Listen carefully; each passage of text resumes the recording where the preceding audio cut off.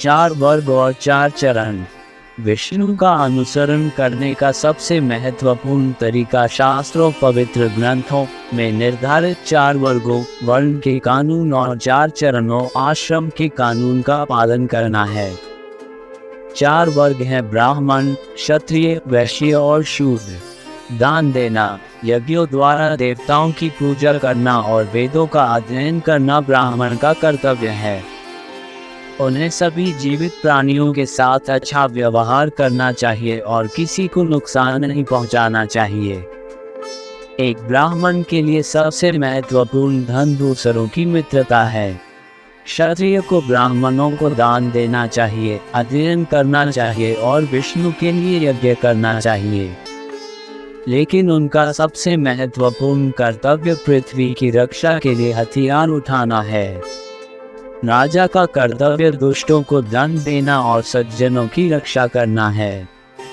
वैश्यों को पशुपालन, व्यापार और कृषि करना होता है। इसके अलावा उन्हें अध्ययन करना, दान देना और यज्ञ करना चाहिए। शूद्र का कर्तव्य अन्य वर्गों की सेवा करना है।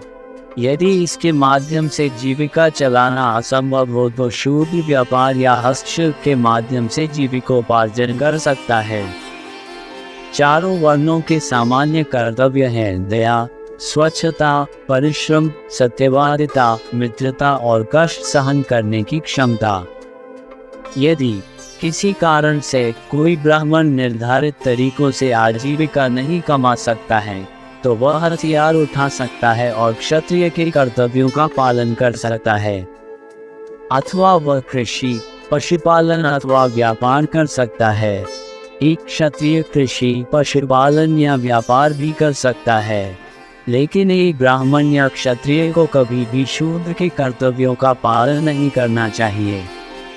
इसकी अनुमति केवल बड़े खतरे के समय में दी जाती है या जब कोई अन्य रास्ता न हो।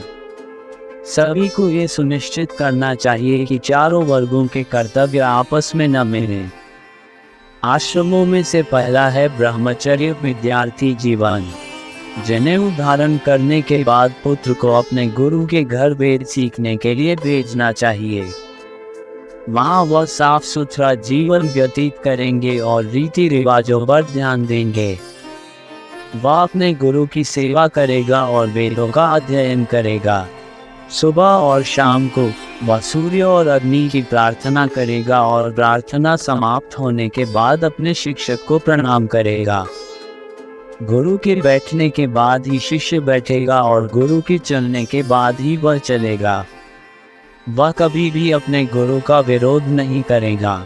जब गुरु कहेंगे तो वह बैठ जाएंगे और वेदों का अध्ययन कर लेंगे। हर सुबह शिष्य अपने गुरु के लिए जल और फूल लाएगा। अंततः शिष्य ने वेदों को सीख लिया होगा और ज्ञान प्राप्त कर लिया होगा। फिर वह गुरु को ज्ञान की कीमत दक्षिणा देगा, गुरु की अनुमति लेगा और अगले आश्रम, गार्हस्थ्य, गृहस्थ चरण में कदम रखने के लिए तैयार होगा। ये समय शादी करने और उचित जीवन चुनने का है। ऐसे व्यक्ति को यज्ञ के माध्यम से देवताओं की, भोजन के माध्यम से मेहमानों की, वेदों को पढ़ने के माध्यम से ऋषियों की, संतान पैदा करके ब्रह्मा की और सच्चाई के माध्यम से पूरे विश्व की सेवा करनी होती है। कई मायनों में गार्हस्थ्य आश्रम दूसरों से श्रेष्ठ है। ब्राह्मणों और ब्रह्मचर्य का पालन करने वालों को भिक्षा से गुजरना पड़ सकता है। ये गार्हस्थ्य आश्रम का व्यक्ति है जो उन्हें ये प्रदान करता है। जब मेहमान आते हैं तो घर का मालिक भोजन, आसन और बिस्तर के रूप में जो कुछ भी वह कर सकता है वह देगा। यदि कोई अतिथि असंतुष्ट होकर चला जाता है तो वह गृहस्वामी का पुण्य ले लेता है और अपने पाप गृहस्वामी के पास छोड़ जाता है। किसी मेहमान को कभी रुष्ट नहीं करना चाहिए।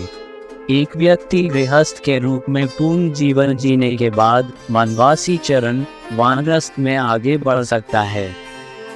वह अपनी पत्नी को अपने साथ ले जा सकता है या उसे अपने बेटे की देखभाल में छोड़ सकता है। वह जंगल में फल, फूल और पत्ते खाकर रहेगा। वह भूमि पर सोएगा और वह अपने बाल नहीं कटवाएगा या अपनी दाढ़ी नहीं कटवाएगा। वह देवताओं की पूजा करेगा, मेहमानों की सेवा करेगा और जरूरतमंदों को भिक्षा देगा। उनका मुख्य कर्तव्य ध्यान करना है। अंतिम आश्रम संन्यास का है। एक व्यक्ति इस दुनिया में प्रवेश करने के लिए तभी तैयार होता है जब वह अपने बेटों, पत्नी और सभी भौतिक संपत्तियों को त्याग सकता है। उसके लिए सभी प्राणी मित्र होंगे और वह किसी भी प्राणी को हानि नहीं पहुंचाएगा। वह अकेले रहेंगे और योग ऐसे व्यायाम जो मनुष्य को ईश्वर से जोड़ते हैं करेंगे। वह कभी भी किसी गांव में एक समय में 1 रात से अधिक या किसी शहर में एक समय में 5 रात से अधिक नहीं रुकेगा। एक सन्यासी या साधु अपना भोजन भीख मांगेगा, लेकिन वह भिक्षा के लिए किसी घर में तभी आएगा जब उसे यकीन हो जाएगा कि घर में सभी ने खाना खा लिया है। धन्यवाद। आप देख रहे थे गॉड ब्लेस टीवी हिंदी। हमारे साथ जुड़ने के लिए सब्सक्राइब अवश्य करें।